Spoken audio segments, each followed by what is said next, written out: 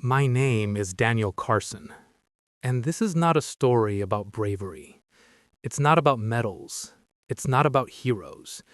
It's about what happens inside a human being when survival begins to demand things the soul was never meant to give. This is the story of how war didn't just teach me how to fight. It taught me who I was willing to stop being. Before the war, I believed the world was built on rules. Good was good. Bad was bad. Right and wrong stood on opposite sides of a clear line. I believed kindness mattered more than strength. I believed empathy was power. I believed if you tried hard enough, you could save everyone. I had never held a weapon with intent. I had never watched life leave someone's eyes. I had never heard a scream that didn't end. Back then, I thought fear was the enemy. I didn't know fear was only the beginning. War doesn't begin with explosions. It begins with waiting. Waiting for orders, waiting for footsteps, waiting for the sound that tells you whether you'll live another minute.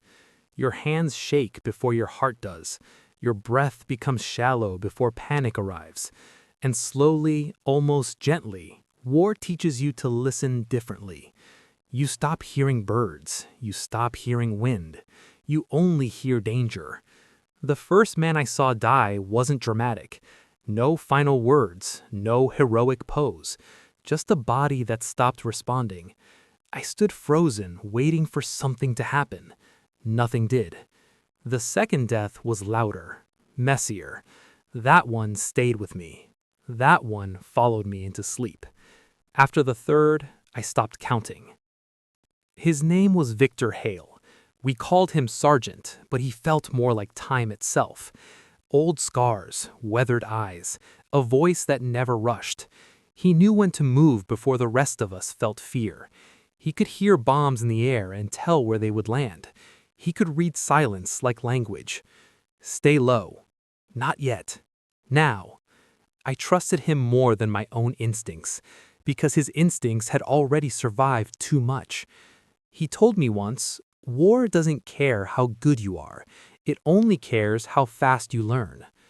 The day he died, the sky was painfully beautiful, clear, bright, cruel.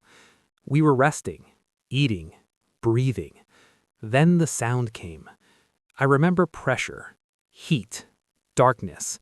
When I opened my eyes, I couldn't move. He was on top of me, shielding me. I tried to push him away. His arm came loose in my hands.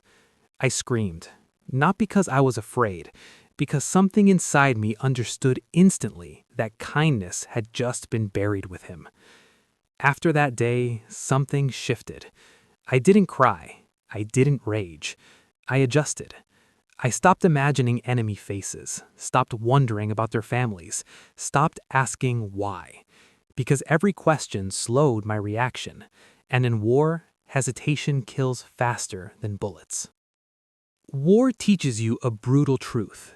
If you keep your heart fully open, you will not survive. We entered the village at dawn.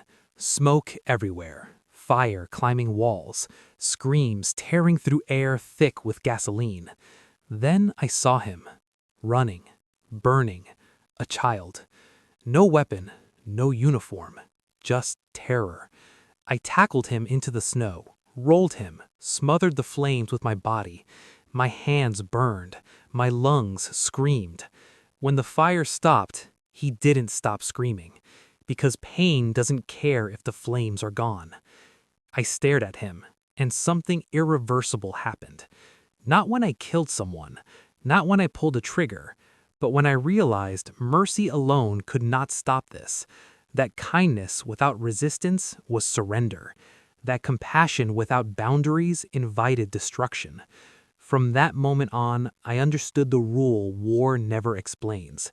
Between mercy and wrath, there is only one step. And once you cross it, you don't become evil.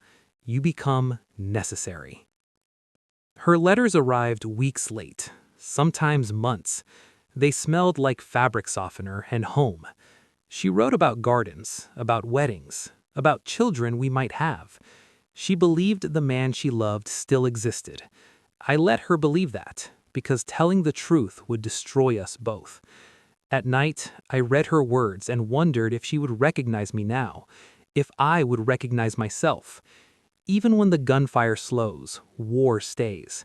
In your hands, in your dreams, in the way silence feels dangerous. I learned to sleep lightly, to wake instantly, to live in permanent readiness.